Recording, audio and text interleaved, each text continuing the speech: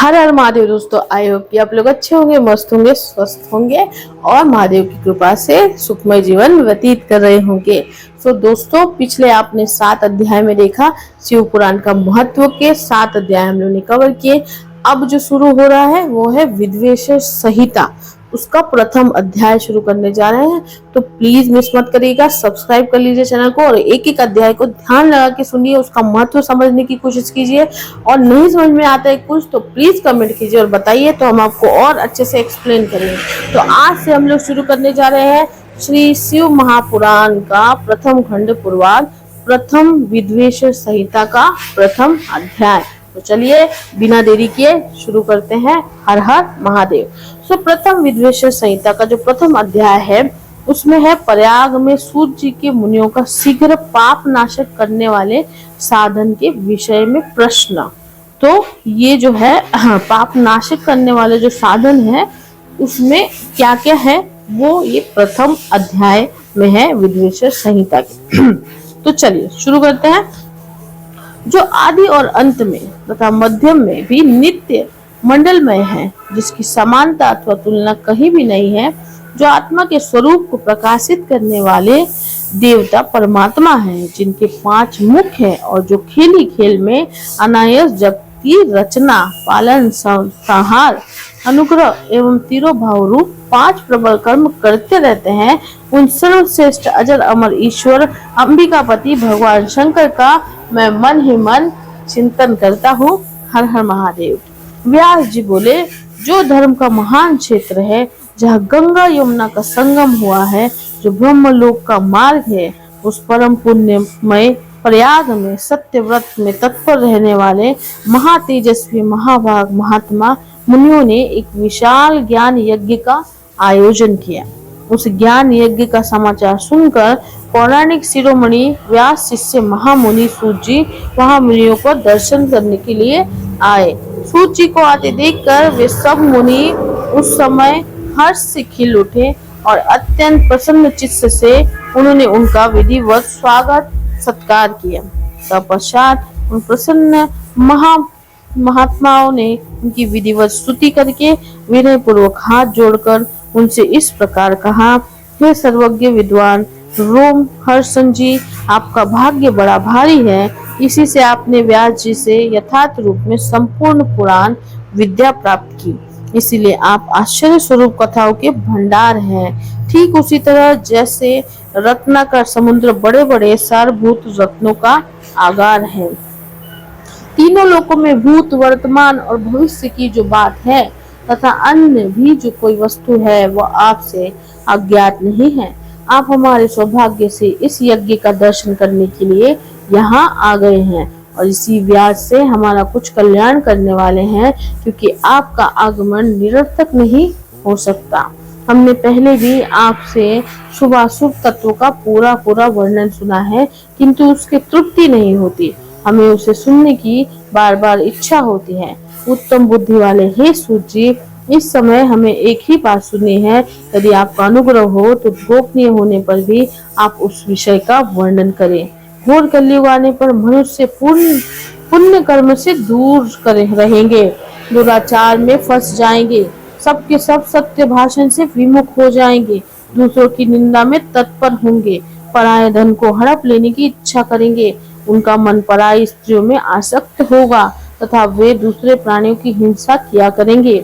वे अपने शरीर को ही आत्मा समझेंगे। वे मूढ़, नास्तिक तथा पशु बुद्धि रखने वाले होंगे।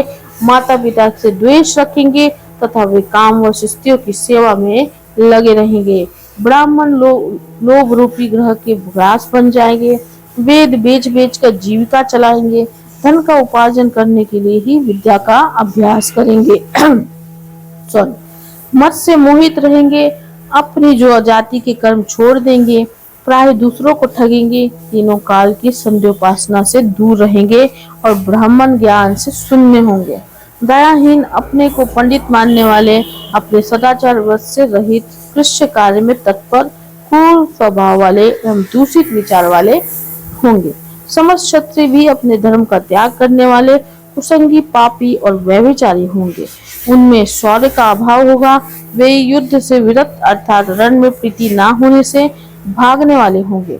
वे कुत्सित कार्य कर्म से जीविका चलाएंगे, सूत्रों के समान बर्ताव करेंगे और उनका चित्त काम का किंकर बना रहेगा।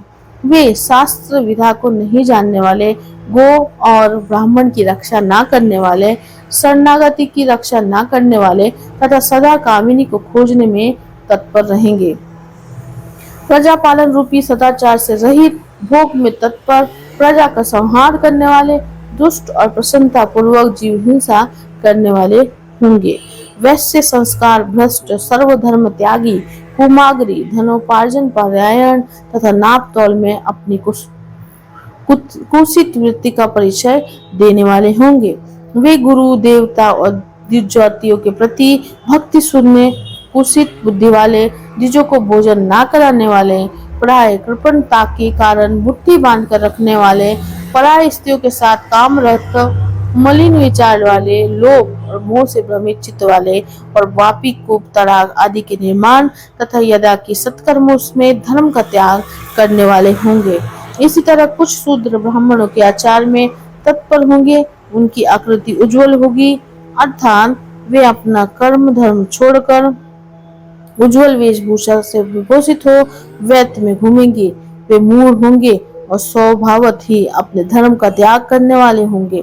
वे भांति भांति के तप करने वाले होंगे, तीजों को अपमानित करेंगे, छोटे बच्चों की अल्प मृत्यु होने के लिए अभिचारिक कर्म करेंगे, मंत्रों के उच्चारण करने में तत्पर रहेंगे, सालग्राम की मूर्ति आदि पूजेंगे, होम करेंगे, किसी न किसी के प्रतिकूल विचार सदा करते रहेंगे, कुटिल स्वभाव वाले होंगे और दूसरे से द्वेष भाव रखने वाले होंगे।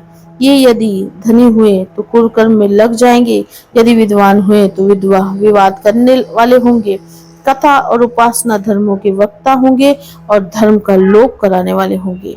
वे सुंदर राजाओं के समान वेशभूषा धारण करने वाले, दमी, दान मानी, अतिशय अभिमानी, वृप आदि को अपना सेवक मानकर अपने को स्वामी मानने वाले होंगे। वे अपने धर्म से शून्य, मूढ़, वर्ण संकर, क्रूर बुद्धि वाले, महाभिमानी और सदाचारों वर्णों के धर्म का लोप कराने वाले होंगे। वे अपने को श्रेष्ठ कुल वाला मानकर चारों वर्णों से विपरीत व्यवहार करने वाले, सभी वर्णों को भ्रष्ट करने वाले, मूढ़ और अनुचित रूप से सत्कर्म करने वाले तत्पर होंगे। कलयुग की स्त्रियां प्राय सदाचार से भ्रष्ट होंगी, पति का अपमान करने वाली होगी, सास ससुर से द्रोह करेंगी, किसी से भय नहीं मानेगी और मलिन भोजन करेंगी। वे कुत्सित हाव भाव में तत्पर होंगी, उनका शील स्वभाव बहुत बुरा होगा।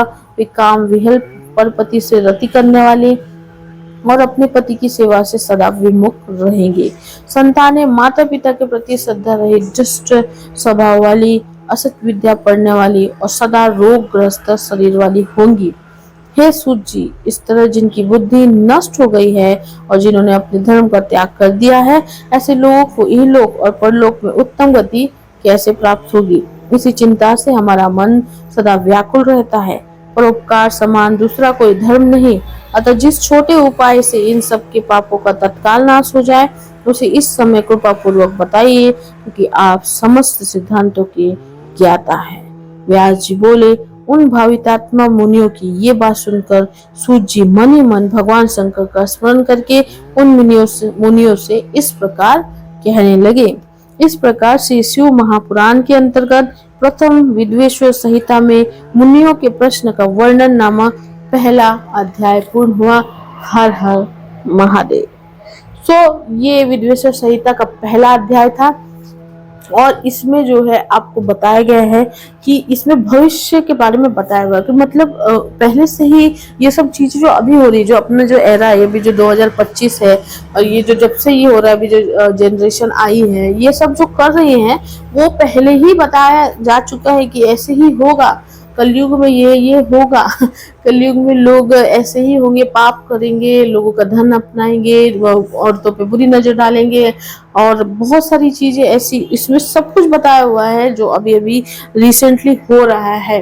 अभी हम लोग जो फेस कर रहे हैं, ये जो रेप हो रहा है लोग बच्चियों का, छोटे बच्चों का, और फिर ये जो पत्नी पतियों में रिश्तों में प्यार नहीं रहा है, पत्नियां पति को मार दे रही हैं, पति पत्नी को मार रहे हैं, माँ बाप अलग हो रहे हैं, माँ बाप भी अलग तरीके से बिहेव कर रहे हैं बच्चों के साथ, बच्चे अलग बिहेव कर रहे हैं।